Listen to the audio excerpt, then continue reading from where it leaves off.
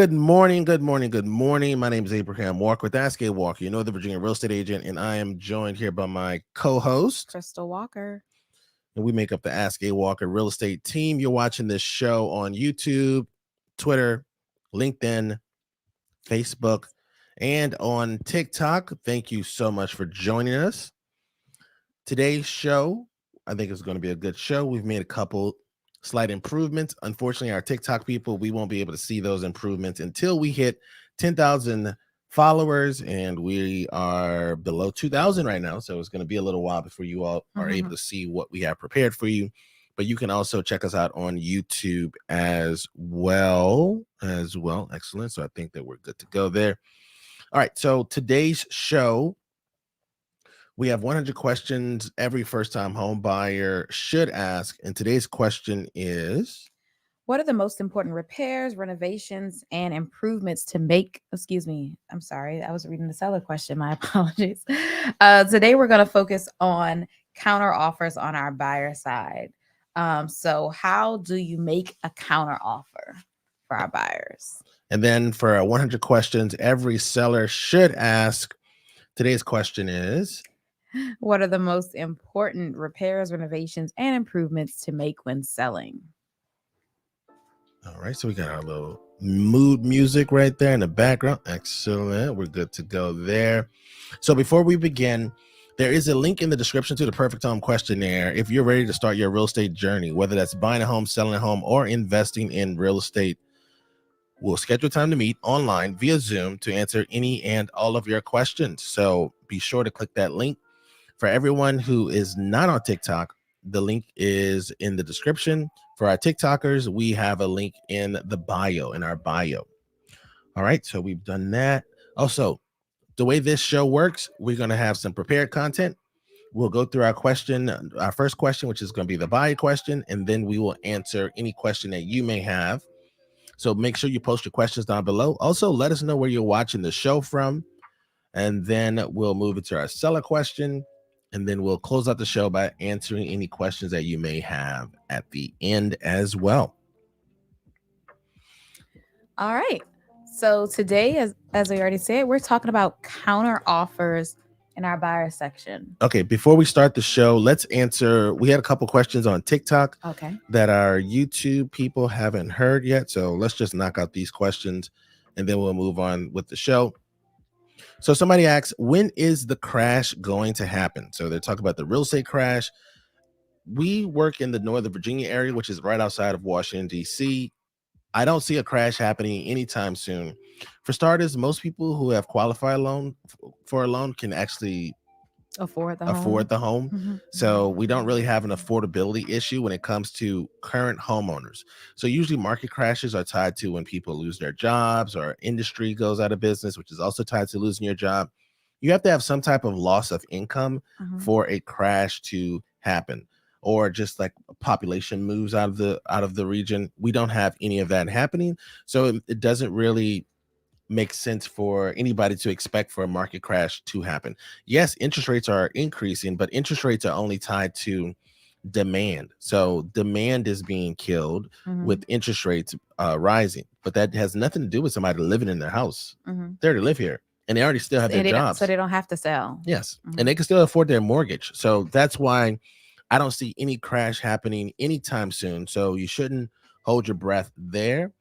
I would also add, with the crash, the idea that there will be a crash undermines the government's ability to manage the market. The government is doing a much better job these days with just managing the market, being responsive with either the interest rates, decreasing the interest rates to spur the market, and also to increase the interest rates to kind of head off any kind of inflation concerns. So I think the government has learned its lessons from 2008. So we shouldn't see too much of a crash there. And then let's see, we had another question about prefabricated homes. Somebody wanted to put a prefabricated home in Washington, D.C. I don't know if they meant Washington, D.C. proper or just in the region. You have to go through the permitting office for this. So this question is not going to really be able to be answered by me. This is going to be something that you'll be able to answer through your builder or your contractor, and then them going through the the process of getting qualified, right? I mean, or getting the Permits permits approved. pulled. All right, let's see. Somebody asked if there would be a crash in less than 5 years. So this is kind of continuing on that same conversation. No, not in less than 5 years, because the government isn't going anywhere, and the government is one of the largest employers in this region. Even for Fortune 500 companies who have bases here or headquarters here, they are mainly here to service the government. And unless you see the government going somewhere, we shouldn't expect the government to continue going like it's always done. Another question we had on TikTok, which was, why is Northern Virginia so expensive? I think that there are a couple of reasons why Northern Virginia is so expensive. One, the government. The government employs so many people in this region, and it also, because it employs so many people, there are so many opportunities for other businesses that are kind of ancillary businesses that kind of feed off of the government. That service the government, yes. Exactly. And then your next point was that we have top tier private school, public schools throughout Northern Virginia. We have highly rated public schools, and that is a byproduct of the caliber of people who already live here. We have a high concentration of people with advanced degrees. Arlington is the single most educated county in the country. It has the most number of people with master's degrees and PhDs.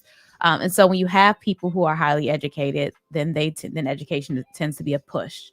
Right. It's a priority for their family. So if you think about like the caliber of people who live in this region, they are going to produce offspring who are also going to be more inclined to appreciate education. And I think a lot of people who are not from Northern Virginia don't know how large Northern Virginia really is. So it's a lot of the area. It's a giant suburb, but it's probably one of the largest suburbs you've ever seen, given the fact that it's not like a master plan community. So yeah, I mean, so you have to think about when you consider Northern Virginia, it's not just Fairfax County, which in and of itself would be a large city if it was a city. Fairfax County would be the 10th largest city in the country if it were a city. And then you add on Arlington, Loudoun, City of Alexandria, Prince William County, all of which service DC. We're all in, and there's enough housing or there's enough demand in the DC job market and the DC metro area job market to require all these people. Exactly. I would also add, when you go into a normal neighborhood or a normal metropolitan area, you have like these pockets of poverty. You have like this income fluctuation. We don't see that. We don't really see that much. And so all of Fairfax County is relatively expensive. All of Arlington is relatively expensive. All of the City of Alexandria is relatively expensive. Loudoun County as well. So when you have so much of the quote unquote the same, there's so many similarities here that make this location very attractive for people to raise their families, or even if you don't have a family, just to continue on in your career, because there's a lot to do up here as well. So I think that adds to it. And lastly, I would say that we have very low crime, in my opinion. So being able to live in an area where you don't have to be concerned about your well-being or your personal items. Low violent crime because we're not inside the city limits, and so that definitely gives people peace of mind. Crime isn't non-existent, but it is significantly lower than living in the city while still having access to the amenities of the city. Excellent.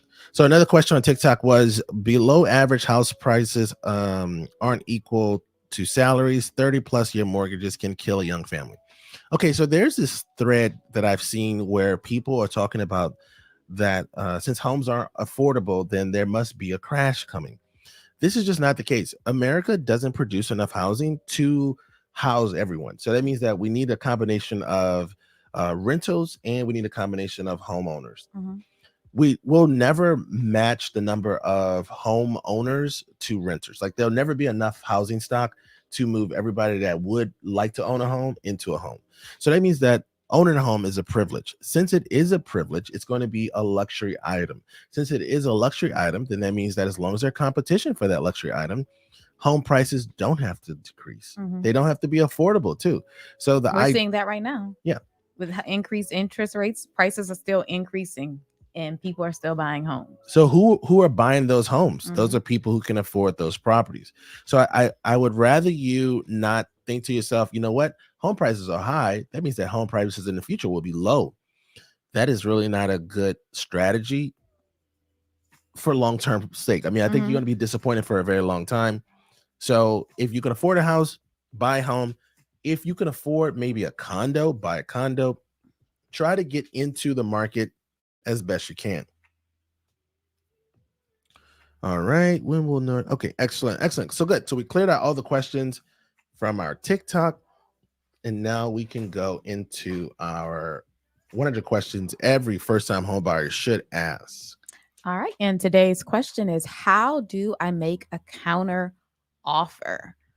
And so we talk about how how a counter offer comes about. So when a buyer presents an offer to a seller, if the seller makes a change to that contract, then now we have a counter offer. Also, when any party, the receiving party, makes a change to the contract, we have a counter offer situation. So, and today we're going to talk about a buyer making a counter offer.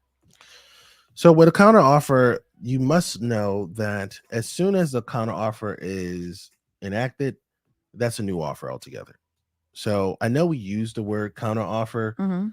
Really, it's just an offer, a new offer. Yes. But So once you make a counter offer, you have killed the original offer, right? So any change to the agreement, even a small change, we're going to talk about that in a minute, even a small change, like a date change, that creates a counter offer. If you make any change other than adding a signature to the contract, it creates a new offer.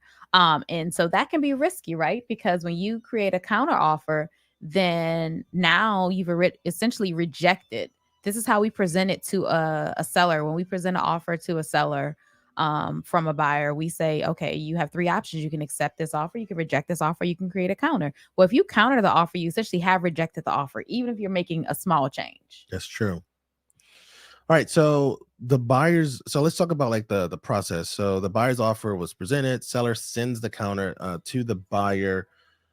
One thing I want to kind of note here, especially for our sellers who are watching this, you could also send an offer as well, and then the buyer could counter as well. Mhm. So that is super rare, Mhm. and Yes. also that's very aggressive, but that is also an option as well.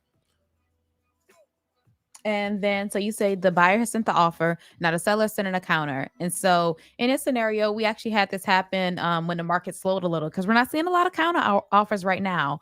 But in the fall, when the market was a little bit slower, there were a few more. There's a little bit more negotiation time.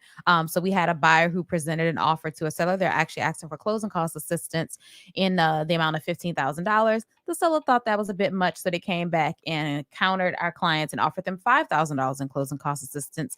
And based upon the numbers, our clients felt like they were in a good position. There were other properties they were interested in, so they didn't feel the pressure to accept that counter offer. So they wanted to present a second counter offer to the to the listing agent, saying that, you know what, how about we split the difference, $7,500 in closing cost assistance. Right. So you're going back and forth. So when the buyer submits the counter offer to the seller, we're now on the third offer of that transaction. we it's funny how counter offers work, because sometimes clients will think that they can go back to the original offer. Mm-hmm. So they'll think that, okay, great, in this scenario the seller made a counter offer to our buyer, Mm-hmm. and oftentimes the buyer, if they believe that the offer was fair, they will be upset with the counter offer. Yeah. Oh, they may just counter back at the original offer. We've had that happen where they counter back at the original offer. Where they're saying, no, I want $15,000 in closing cost assistance. And again, it really does depend on the market. The market you're in is always going to determine the type of offer you write and how aggressive you can be on either side. If you're a seller and homes are falling off the market, you don't have to give it, you don't have to feel like you give anything in if you know that there are other people, if you just wait a few days. And for our buyers, when a property's been on the market for a little while, or even when the numbers just support it, which was the case. Actually, both items, both things were the case in this situation. The property had been on the market for over 30 days, and also the comp supported the number that our clients were presenting in that scenario. But when you receive a counter from a seller, there are a few things you should keep in mind. For starters, if the seller is countering your offer, that means that they take you seriously as a buyer, because they wouldn't waste their time responding to your offer at all if they didn't think that they could come to terms with you. Yes, it's almost like a little dance, right? So it's Mm-hmm. like a you go first, I go Mm-hmm. second, right?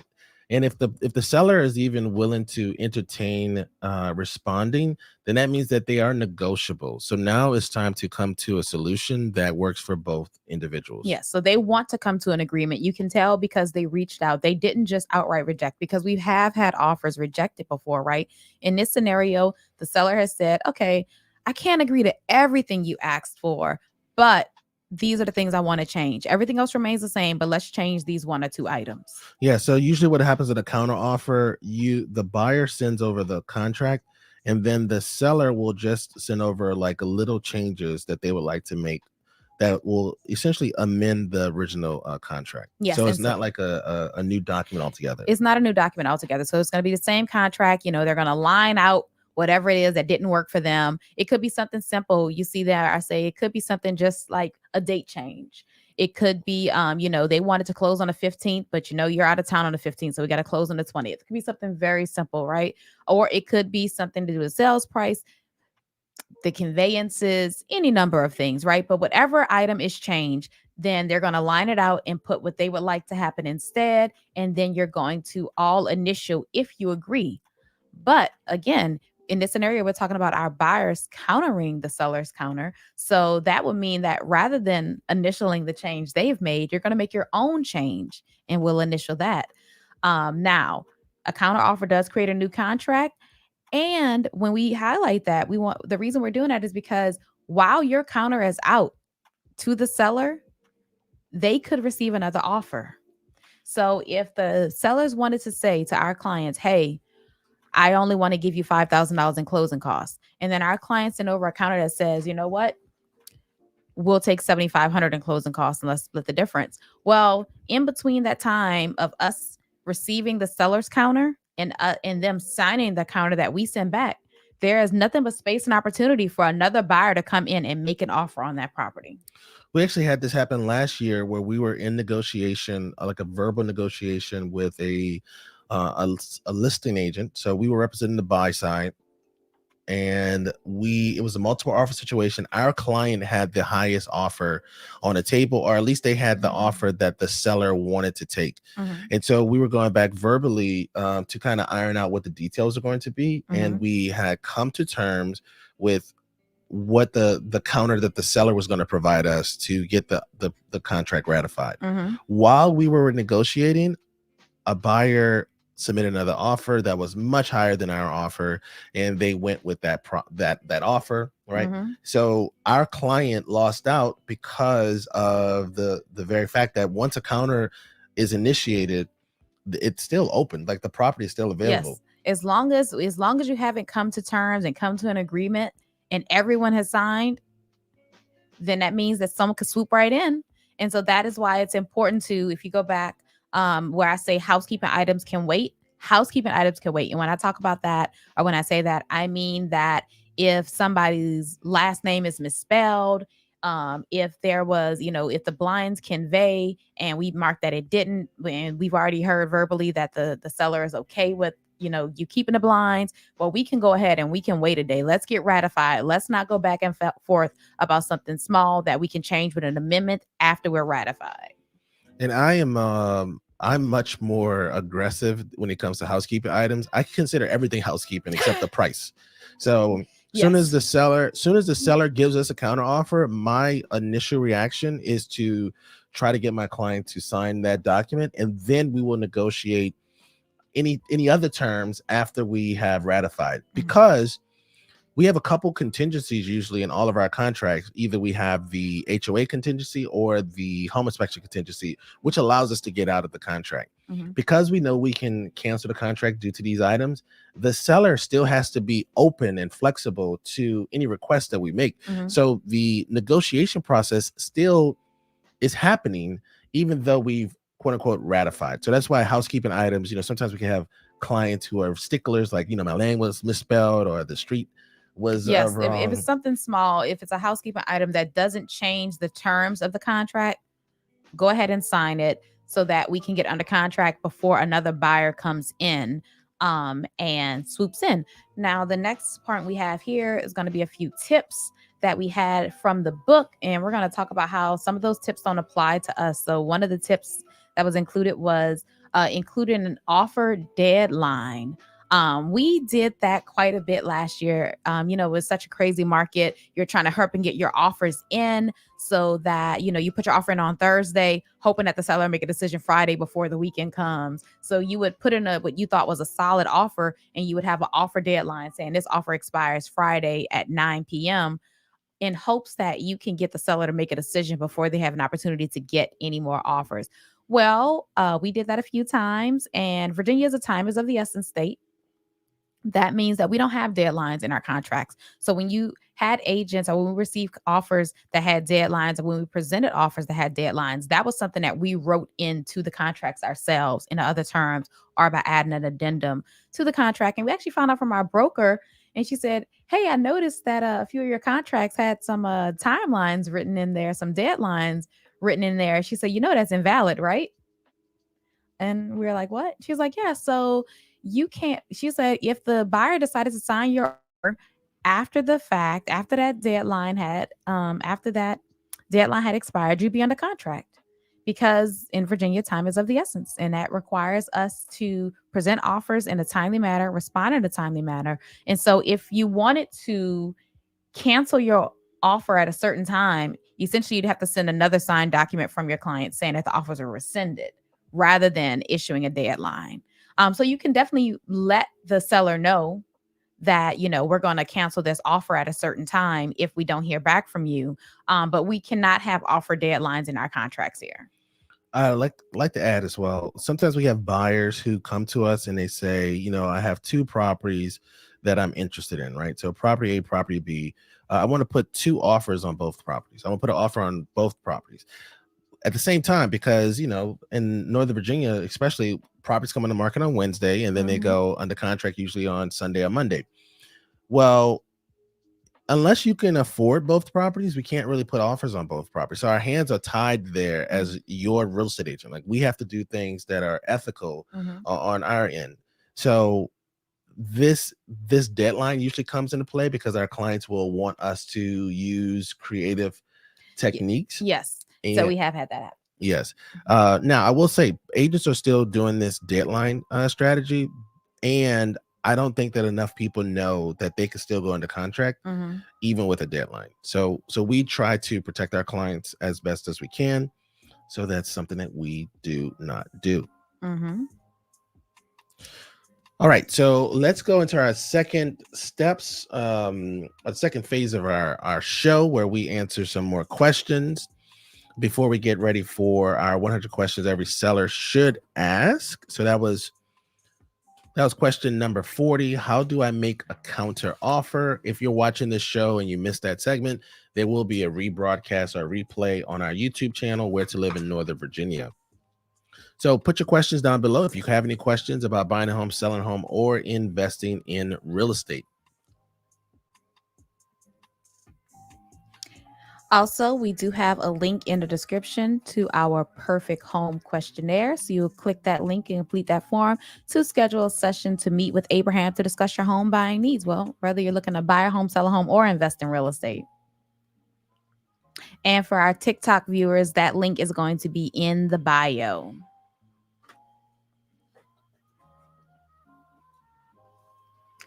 All right, we're going to get ready to tackle question number 8 in our seller book in just a second. So if you have any questions, go ahead and put those down in the comments or in the comment section, and we'll get to those in just a minute.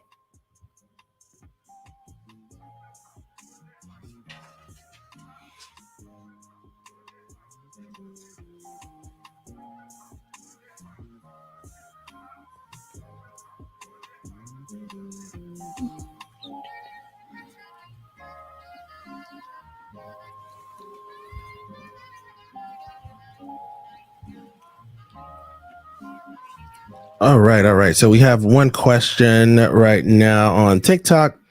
Not really a question, but I'm torn if I should buy or rent. Rents are going down and prices of homes are going down with higher interest rates. So the way I describe this conundrum that people are in when they are trying to decide if they're going to rent or buy is, if you're under the age of 35, then you have some flexibility to have a home paid off. If you're above the age of 35, then you're kind of on a time crunch to try to get your home, whatever home you buy, paid off by your retirement age, which normally is 65. So give yourself enough time to pay off at least one property, and you'll have a much more comfortable retirement lifestyle if you don't have a mortgage payment or, quote unquote, rent.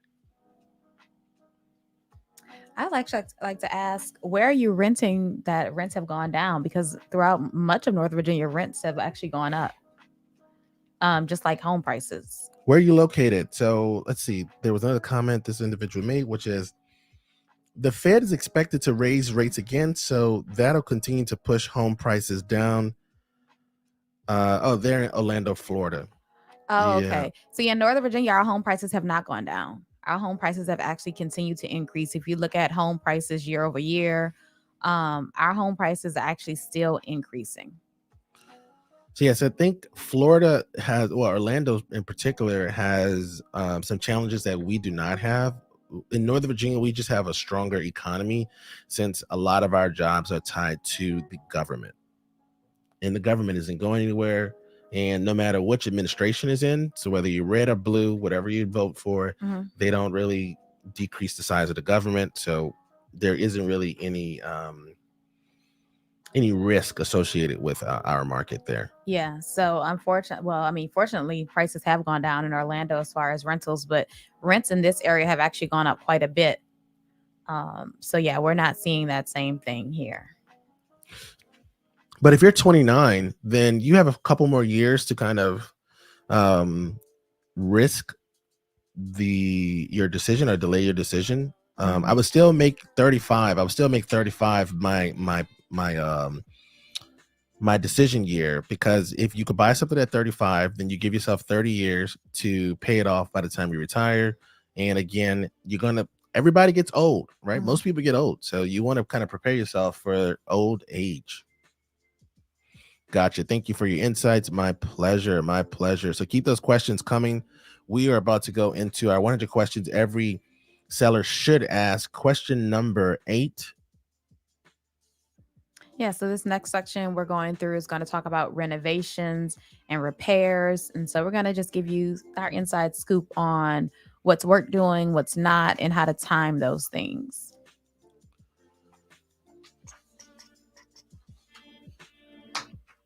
Okay, so the book says that there's 2 types of sellers. One, they do everything. 2, they do nothing when they are selling their property. I think that if you're going to get the most bang for your buck, you're probably going to do like a hybrid model where you don't do everything, but it's like a consultation. You have a real estate agent come in and kind of consult you on what to do, and you're kind of getting the most return on investment for your dollar. Absolutely. So yes, you do have people who want to do everything. They want to have the best house on the block. They want to do a large renovation in preparation for getting the house on the market. And then you also sometimes have the client who wants to do absolutely nothing. They want you, they're actually ready to put the house on the market tomorrow if you can get a photographer over. Like they don't plan on doing anything, not a professional cleaning, no painting, nothing. They just want to get the property on the market. And we've had both of those types of clients. But most often we see the third option, which is someone who is willing to do some work.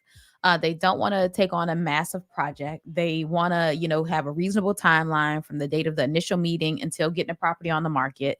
And they'll spend some money on a renovation, but they don't want to go into debt. They don't want to spend tens of thousands of dollars to get ready. But they do want to be competitive and they do want to get top dollar for their property. So when we moved to Northern Virginia almost 10 years ago, I was used to doing business in New Orleans. And in New Orleans, we didn't have as much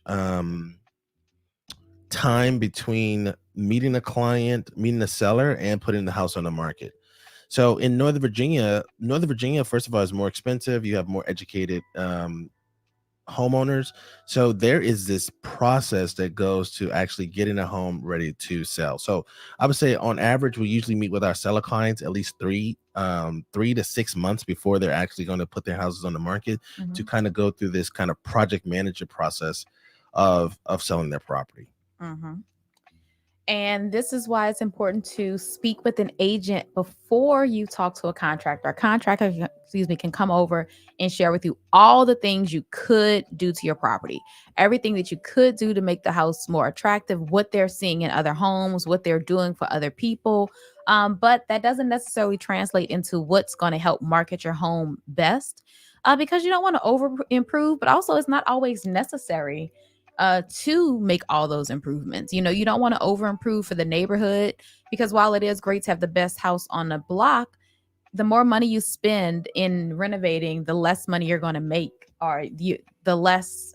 It's not the more money you spend, the less money you'll make, but you're not going to get a dollar for dollar return on every dollar you put into renovating a property. Right. There's only so many projects that really return a positive return on investment. So it makes sense not to do things that are more or less like pet projects. Sometimes we have clients who are competing with their neighbors, Mhm. and so they want to present or position their property to kind of show off with their neighbors. Now that's not a problem if that's what you want to do. Mhm. It's just that if you're trying to sell your property, then you're moving your home into a product versus just a home that you live in, right? Mhm. It's not just a, oh, this looks nice. This is, oh, what will sell, what will provide me with the best return on investment. Yes. So how do you spend as little as possible to to make the home look good, but also not spend too much money and waste your time on things that are not going to necessarily get you any more money, or that are going to cost you a lot of money but not necessarily get you a good return. So there's this theme right now where people will say that, kitchens and bathrooms are the best investment. I would say that it depends on how deep you want to go into a kitchen or bathroom repair. So those are Mhm. usually the items that people have already kind of started working on before they talk to a real estate agent. Mhm. We just recommend that you do not do anything until you talk to a real estate agent. Real estate agents can come over and do the interviewing process before your house is ready. Mhm. And it's ideal to get their suggestion because they're the ones who are going to be selling your property anyway. They're Mhm. going to be the person marketing the property. Yeah. So another thing to consider is that there are just some things that you know about, right? You've lived in a home. So you know that the tub needs to be recaulked. You know that the sink is a little bit loose. Your toilet frequently runs. Like, just those little things that you already know about. Take care of those small things. Work on that honey-do list of things you've been either ignoring or pushing to the side or saying you're going to get to. Work on those things. And then we also recommend for our sellers having a home inspection before you come on the market. Home inspections provide you with a list of everything that's wrong with your property from the perspective of an inspector and a perspective of someone who is trained to find everything. And so you really want to take care of those knickknack items like the doors rubbing, the windows not working, any kind of creaks in the floors, if possible, any kind of wood rot on the exterior. That's kind of things that the home inspector is going to find that you may not notice because you've been living in the property for such a long period. Yeah, so you want to take care of those things that are not necessary. They're not the glamorous things, right? But they're the things that will make your home look better maintained when a buyer is walking around the property, or even when they're doing their home inspection. They'll see that the property is well maintained and you haven't just been letting all this. There's a whole bunch of deferred maintenance. Now, Abraham talked about this a second ago. We talked about our two priciest updates. These are the things that everybody loves. We love a beautiful kitchen, a lovely primary bathroom. So people want to update these things. They want to, all the time they were living in a house, they wish they'd had this grand island. They wish they had granite counters. They just never got around to it. And for some reason, now that they're ready to sell their home, they want to give the buyer the house that they never gave themselves. That's true. I don't understand the large renovations of kitchens and bathrooms before you sell your house. Mhm. When I mean, this already shows that you have enough money to do the renovation. Mhm. Just do the renovation as early as possible so you can actually live in it and you'll still get the same return on investment. Mhm. So we want to ask ourselves when we're thinking about these updates, these big updates, right? Your kitchen, your bathroom. When do you want to sell? Because if you plan on selling in the next 6 months or the next 12 months, Are you doing this for yourself? Are you doing this for a potential buyer? Because we have to remember, you may not get your money back. You're not going to get a dollar for dollar return on these things. Now, if you plan on doing them, a year or two before you move, well, then at least you get use of those things. So you're not just doing this for the buyer. You're not just doing this for the market. You're doing it so that you can have use of it as well and enjoy it until you vacate the property. And then, so again, ask yourself, are you doing it for yourself or the buyer? And then consider maybe making some updates instead of doing a full remodel. So paint can do wonders for cabinets. It really can transform the look of a kitchen cabinet. Putting on some new hardware can really change a dated kitchen. Consider getting a new appliance package because that's really something that adds value for buyers. And then when it comes to your bathrooms, maybe you don't do a full update. You don't change that tub into a standing shower. You just go ahead and update the light fixtures. You paint, you put a new vanity in, maybe new flooring in the bathroom. That's not a huge expense, but perhaps you make those changes, which gives it more of a facelift, right? So you're not doing a whole renovation, just, little nip tuck. So let's talk about some other things you can do instead of large repairs or Hmm. large renovations. So you could add some, you know, I wouldn't say new systems because replacing the HVAC system isn't ideal, Hmm. but getting it serviced, right? Hmm. Make sure the hot water heater. Now, hot water heaters do come into play because a lot of buyers don't know how much a hot water heater costs, so they just assume that it's like expensive. Yeah. They assume it's a lot more. Same thing with a roof. They assume it's a lot more. A roof, if you know that it's getting up there in age, a roof isn't as expensive as you may have thought. But if you can advertise these new things, if you can advertise that you have a new HVAC system, a new hot water heater, new roof, new windows, these are things that no, they're not sexy. No, they don't show up in the pictures. They show up in the remarks, and it's something that a conservative buyer would be like, oh, these are things that I don't have to think about. Oh, the HVAC's only 2 years old. They just put a new hot water heater in. Oh, they say they just installed a new roof and there's a 25-year warranty. Like those things for your very conservative buyer, again, not sexy, but those are things that do entice buyers also. And then we have windows. Windows can get pricey depending on the type of the size of the property and how many windows are going to be in the property. Mhm. So I would just say that what your home inspector should provide you is a list of all the windows that may be broken. If you have windows that have been replaced or installed relatively, in the past and they have a warranty, maybe you can start the warranty process. So we've had sellers who've had broken windows, but they were under warranty. They started the warranty process and then they were replaced for the new buyer without any cost to our client. Mhm. Next up, we have okay, so great. Now you're moving to walls and carpet. So with walls and carpet, you want to make sure that you're going with the paint colors on the walls. You're not going for any bold colors. We had a client that we were showing properties in Potomac Shores recently where this seller really loved beach themed colors and it showed everywhere. And that was one of the main comments our client made, which was, I don't like this house because of the paint job. Mhm. Now, some people will say, well, Abraham, painting isn't that big of a deal. Your client could just repaint the property. As soon as a client starts to make a list of items, they're adding that to their current list, right? So most Mhm. people already have a list of items that they're going to change once they get into a property. Yes, it sounds like that's going to cost them money. So why would they buy why would they buy the home that needs to be painted? Because of course, yes, they can just simply paint the house, but then they have to pay to have the house painted. So it sounds like your paint choices are going to cost them money. That's not attractive for a buyer. So we also think about as Abraham said, this beach theme. We also think about, colors that in nurseries or in kids' rooms. Sometimes we see bright pink and bright purple rooms. If we are painting, go ahead and just neutral tones, right? Nothing too bold, nothing too dark because dark colors can make a space look small. So if you're going to go ahead and paint the whole house, just go ahead and paint everything a nice neutral color. If you're planning on moving, even if you had a nursery that was pink, it'll be okay for a little while in a nice neutral tone, if that's going to help get the home sold. I'd also add, no one cares that you like Pinterest, or no one cares that you think that you have a good eye for design, Mhm. this is not the time to experiment Mhm. with colors, with what you saw on TV. This is a product, and your decisions could negatively impact your bottom line. And I don't know if you know this, but if you lose $10,000 on a sale because you did something that was not wise, there isn't a way to just make up $10,000. Yes. Just, you don't find $10,000 in a sofa cushion or something like that.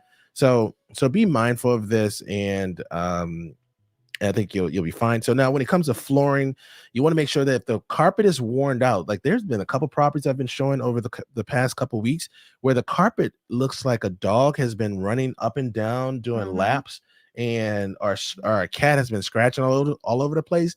And my clients say on a regular basis, this carpet is going to have to be replaced. Buyers don't know how much stuff costs. So that means that they're automatically assuming, oh, this is going to cost 10, 15, $20,000 on top of what I'm already spending on the property. So you want to remove all of these negative connotations or reactions about your property from the client. With carpet doesn't have to be expensive. It doesn't have to be expensive. You can go with a lower grade carpet, but as long as it's new, the buyer feels like, okay, great. I may not like this carpet, but I could live with this I can carpet. live with the carpet for a little while. I can deal with it. Now, that's not to say to get the thinnest carpet that they have, but get something that's nice and affordable. If you can't get new carpet, at least get it professionally cleaned, and also get it stretched if it needs to be. Like someone is walking in, and this is going to be their new home. You want it to feel like a new home to them. So make sure you're taking care of those little things, like having the carpet cleaned if necessary. When it comes to window treatments, remove those heavy drapes.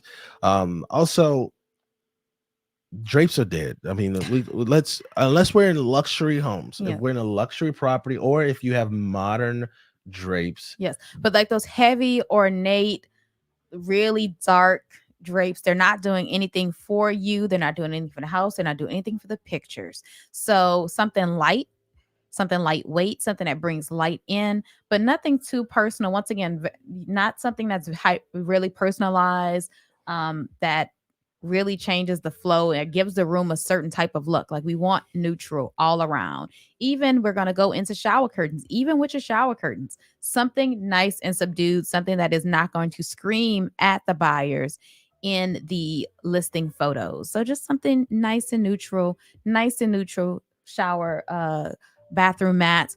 Again, the idea is to be as appealing to as many buyers as possible. So we take a little bit of your personality out because we want to allow the person to be able to see what their personality would do in the space. All right.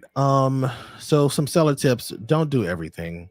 And again, your agent isn't going to consult you to do everything. You're just doing the things that can get the property show ready and ready to appeal to the most number of buyers. And how much work you're going to do is going to be tied to the market that you're in. Because as Abraham said, we're seeing a lot of carpet right now, right? We're seeing carpet that maybe should have been replaced 6 months ago, a year ago, the carpet right? has died. But you know what the sellers know today? The sellers know that right now they don't have to do the carpets, because right now we're in a seller's market and they're probably still going to get multiple offers, even with that dead carpet.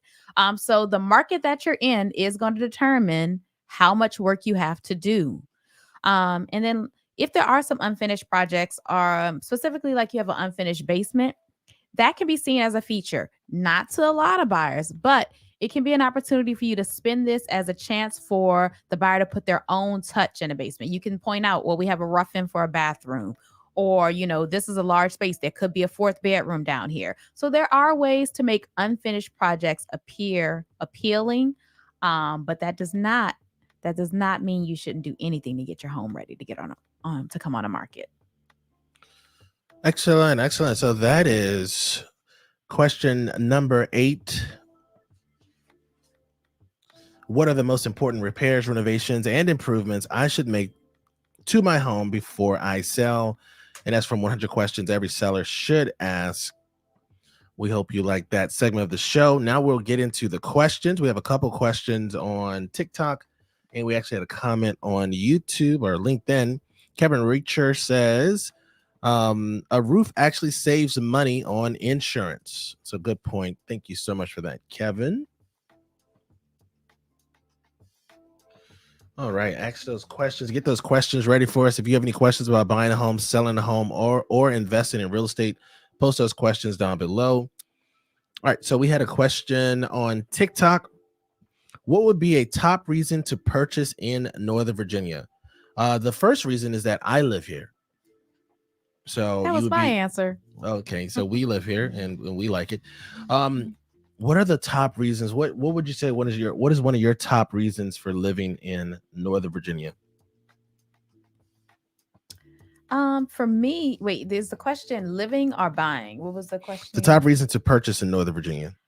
Um, I think the top reason to purchase in Northern Virginia is just because if we look at the recent market, just since we've lived here in for what 10 years, but we've been in our current home for 5. Just to see how much homes in our neighborhood have gone up almost $200,000 in the last 5 years. That's reason enough for me to purchase a home in this area. So you're looking at it from the investment perspective. Yes.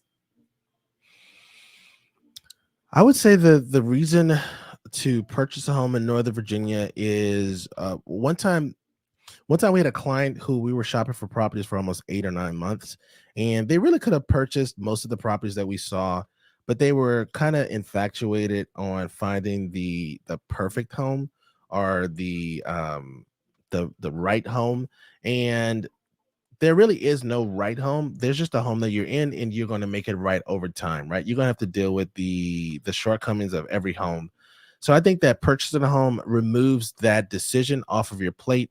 I am a person who dislikes having lingering decisions, so I just like to make my purchase and then move on with my life. So one reason for purchasing in Northern Virginia is that you know that this is a great place to live just based on the ratings from the schools, the rating of the quality of life ratings, articles that are written about this place, people who decide to live their whole careers here Mhm. in this one location.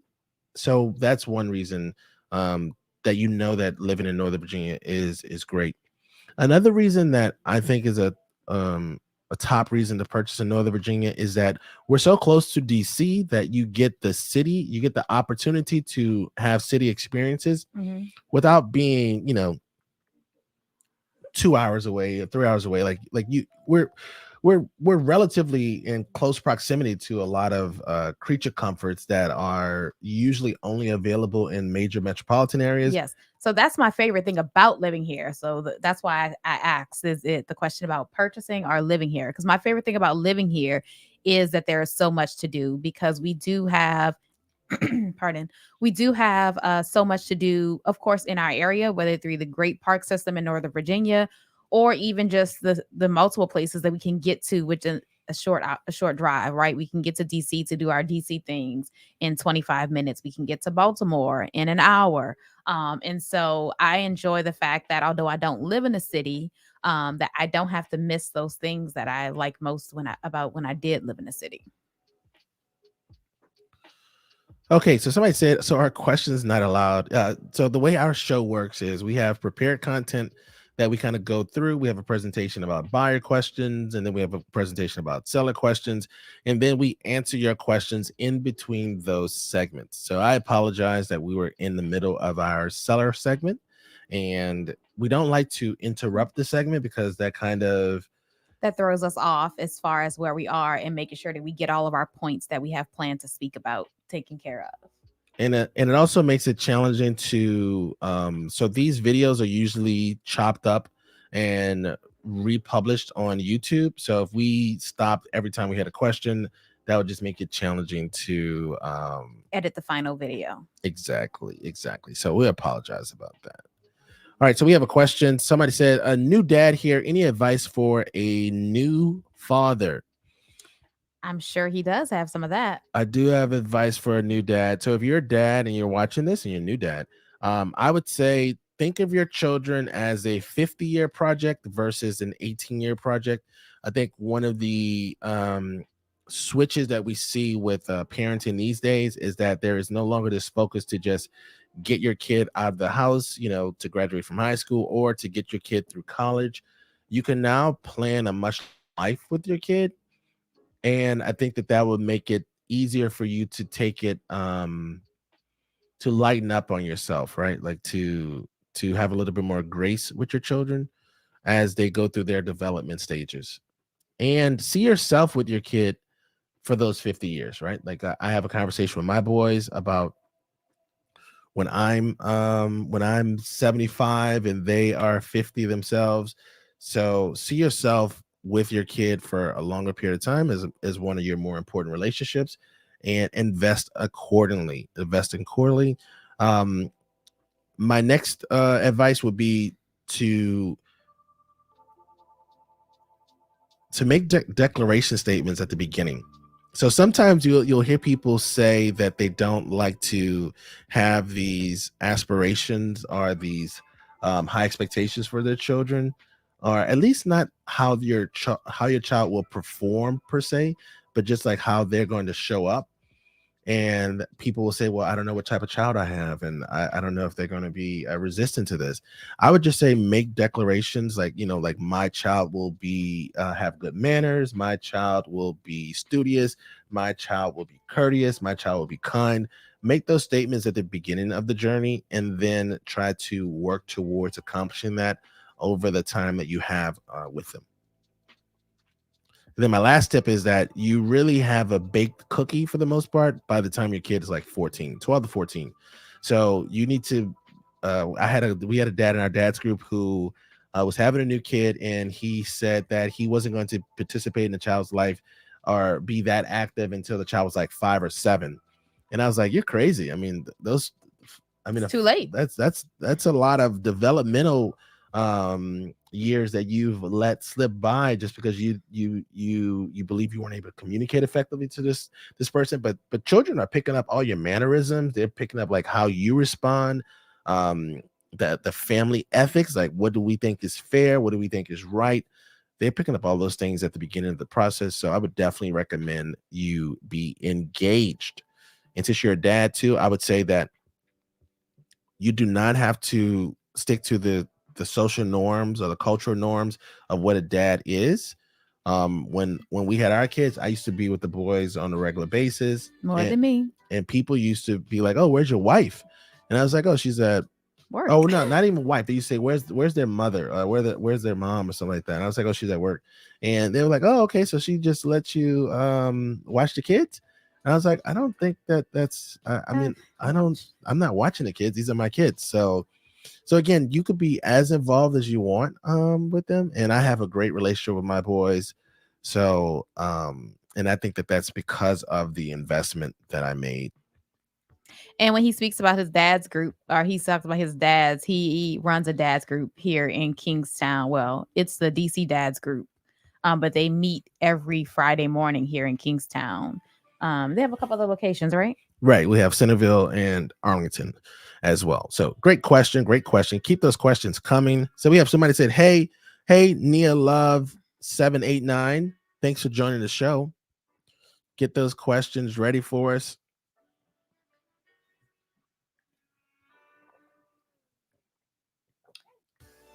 This is a new song on the list. Did you update the playlist? I haven't heard this one. No, I just don't think you have been paying attention. This is the same. Is that what you're saying? You're saying you don't think I've been paying attention? No, this is the same song. I mean, this is a song that's been on the playlist the entire time. Um, All right. So we have another question. I make much money with wholesaling. Should I get my real estate license? If you're doing wholesaling, then you probably don't want to get your real estate license, because once you get a real estate license, you have to treat your clients fairly and ethically. And so from what I understand with wholesaling, usually there is an information advantage that the wholesaler has, and you're going to have to disclose your position to your clients, or to the, I guess, the homeowners, really. So that's why a lot of wholesalers don't have licenses.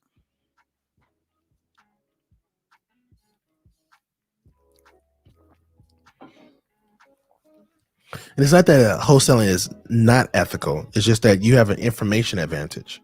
And so when you are a real estate agent, you have to treat your clients fairly. When you're in a competition, you don't have to be fair. Yeah, there was actually a TikTok I saw maybe 2 months ago.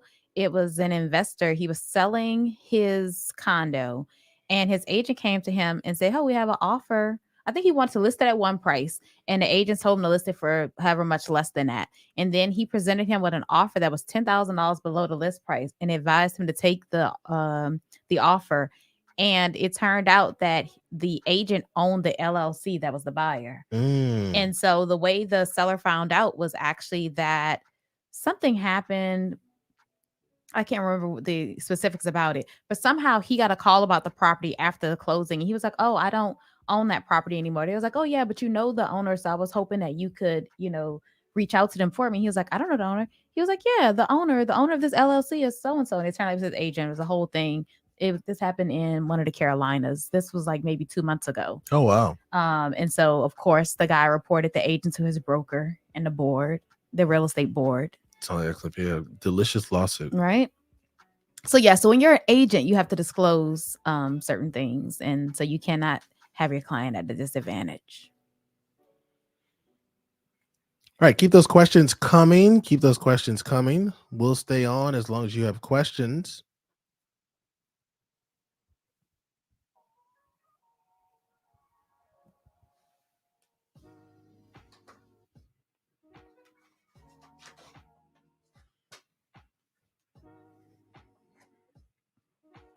Why do agents not like wholesalers? Well, it's not that we don't like wholesalers. It's just that if you think about what a wholesaler does, which is go to a client or a homeowner and tell them that they would buy their property for X amount of dollars, but the wholesaler knows that they can get Y amount of the dollars. So a wholesaler kind of goes against what a real estate agent does for a seller, which is get them the highest possible price um, for their home. So a wholesaler isn't trying to get a client the highest price because you are trying to make money off of the difference between the price that you Buy it for and the price that buy. you sell it Yeah. for. So that, I mean, yeah, real estate agents just believe that wholesalers are unnecessary more than we believe that we dislike you. We just don't. I mean, you all are kind of doing what we do, except you take some money off of the top. Mm-hmm. You skim from the top. That's all. So we don't dislike you.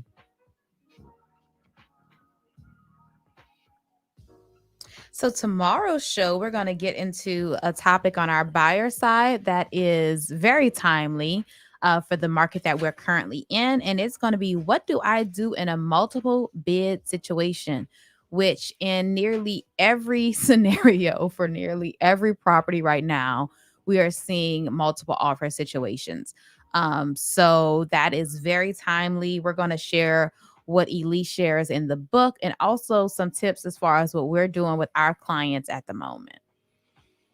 Okay, so this person on TikTok who is a wholesaler says the reality is that an agent actually can't get it at the high price. From my experience, do agents make a lot of money?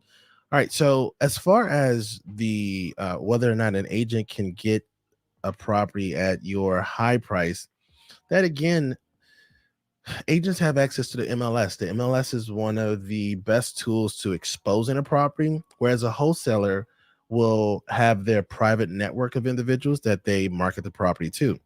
What is exposure usually leads to a higher sales price. So what is more likely that a agent who has access to thousands of real estate agents and who have buyers at their disposal, or a wholesaler who has a few investor clients that they can expose the property to?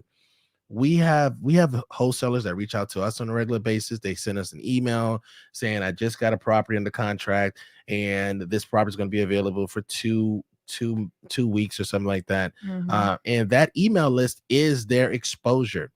What provides more exposure? Putting the property in the MLS, exposing it to all of the available agents who have potential buyers, or that email list. It doesn't take a rocket scientist to realize that that's less exposure, but wholesalers have an information advantage over the seller. Mm-hmm. You see, a real estate agent, when we are consulting with the client, we let them know exactly everything that we know about the market. Wholesalers don't do that. All right. Do agents make a lot of money? What is a lot of money? I Yeah, mean, that depends. you would have to say what is a lot of money. All right. So this person also says, I'm asking because I'm thinking of getting a license, but I still want to get money in the market. So again, I wouldn't recommend getting your license if you still want to have an information advantage over the people you talk to.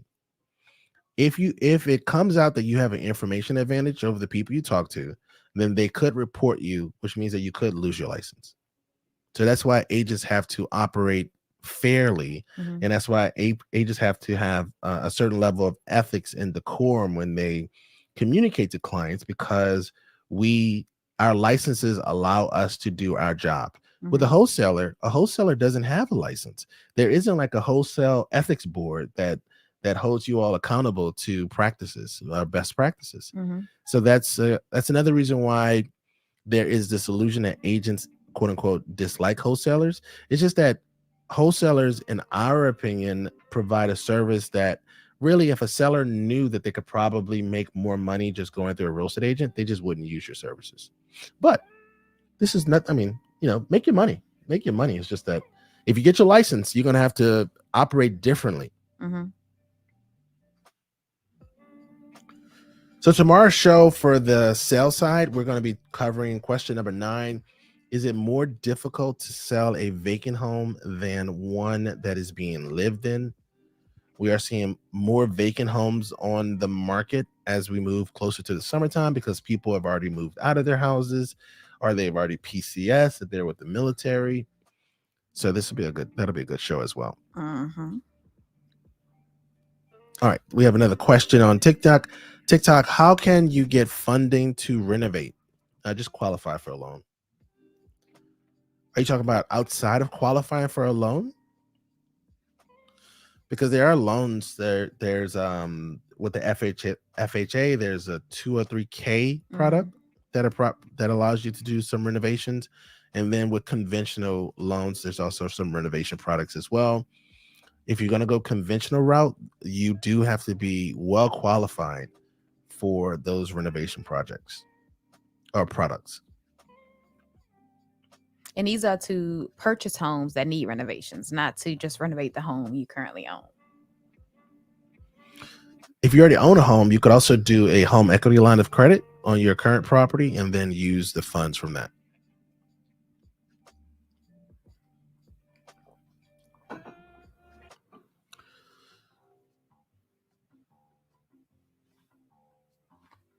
Okay. Keep those questions coming. Any question you have about buying a home, selling a home, or investing in real estate. We are in Northern Virginia, right outside of DC, Washington, DC, that is.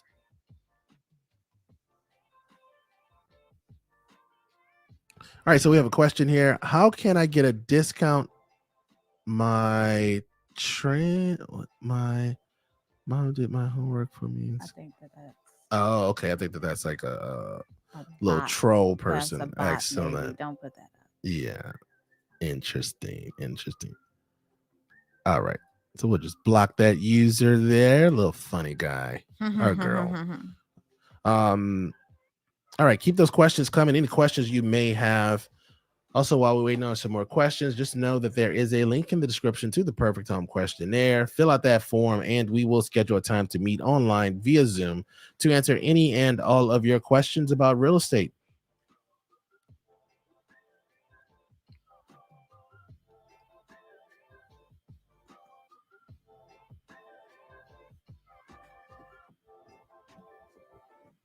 So we'll stay on. We'll put our closing song on. This is our closing song. So if we don't get another question by the end of this song, we'll say goodbye. We'll say goodbye until tomorrow,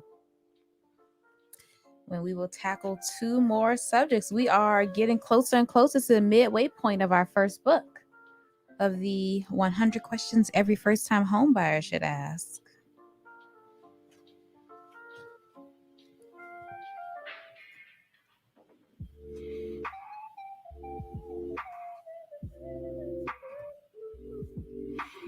All right, so somebody asked on TikTok, are agents actually making money in real estate these days? I mean, yes, they are making money. I mean, we make money. Yeah. Well, I mean, this is all we do. This is all. This is our primary. This is our full-time job. Yeah, this is our primary source of income, and we live in Northern Virginia, in Kingstowne. So, and I've only sold real estate for the last 14 years. It's been your sole source of income for that 14-year period. Right. And I've been working with him since 2012 is when so it's been almost 11 years since I last worked anywhere else. So yeah. So I don't know if that answers your question. All right. So we say, who will get the house sold faster, an agent or wholesaler? Is this a challenge? Do you have a listing you want us to put on the market? Yeah. Do you want to try this out? Yeah, I don't know how to answer that question. I don't know if there are any numbers available for us to even find out how wholesalers are selling properties. They don't sell them through the MLS, so I don't really know what data there would be. How would you compare the two? I guess my question to you would be like, who's more efficient, an agent or a wholesaler? I mean, we have a pretty good track record. 5 million transactions happened last year alone. I guess you want to guess like how many of those were real estate agents? Probably most of them. So it's just a market. The market will always have space for wholesalers, just because there are individuals, homeowners who have who lack knowledge about their options, and then if the wholesaler gets to them first, and you're gonna have sellers who don't know. Who don't know what their options are, and also you're gonna have people who need to sell quickly. Who they receive that random phone call just when they needed to receive that phone call. So just like there's room for agents, there's room for wholesalers, there's room for sell by owners. The market continues. Yeah. I mean, one could say that Open Door is a wholesaler. Yes. When you were talking with him, this TikToker, that's what I was thinking. I was like iBuyers. Yes, it's just like an iBuyer. So I think that there's always going to be a market for people who don't want to market their properties, who don't want people to come into their properties, who want just a quote unquote a quick sale. So now, but I think the difference between wholesalers and iBuyers is that one thing that we saw with a lot of the iBuyers is they were buying high, and that's not the case with wholesalers. So iBuyers were buying high and selling higher. iBuyers, and wholesalers are essentially they have those sellers at an information disadvantage, and so they're able to convince the sellers to sell their homes for less than they're worth.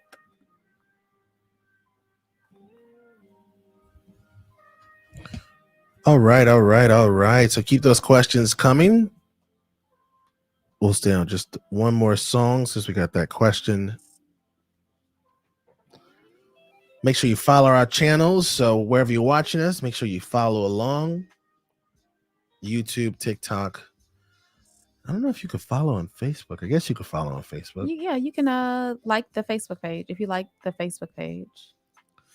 And then on LinkedIn, you can follow us as well on LinkedIn. I don't know how LinkedIn works. I don't know. I've never seen a live stream on LinkedIn, so I don't even know how this is sending something to LinkedIn. And I've never seen something on Twitter, a live stream. Have you ever seen a live stream on Twitter? I don't know if this shows up as a Spaces or something on Twitter. I'm gonna have to look and see. I don't know. I know that's Twitter's live thing, but so maybe it's showing up as a space on Twitter. I don't know. I'm always in here when we're doing a live stream, so I don't know what it's doing on Twitter. Gotcha. And then, of course, we're on TikTok. Or at least Abraham's on TikTok. My voice is on TikTok.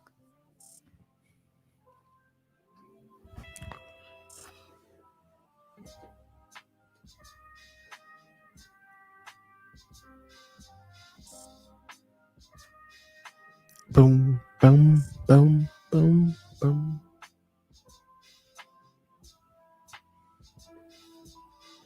Well, you have a busy rest of the day. You have a home inspection once we wrap up here, and then you have your dad. Actually, I mentioned earlier, Abraham's dad's group meets every Friday, but they also meet the first Tuesday of the month. So you meet tonight as well.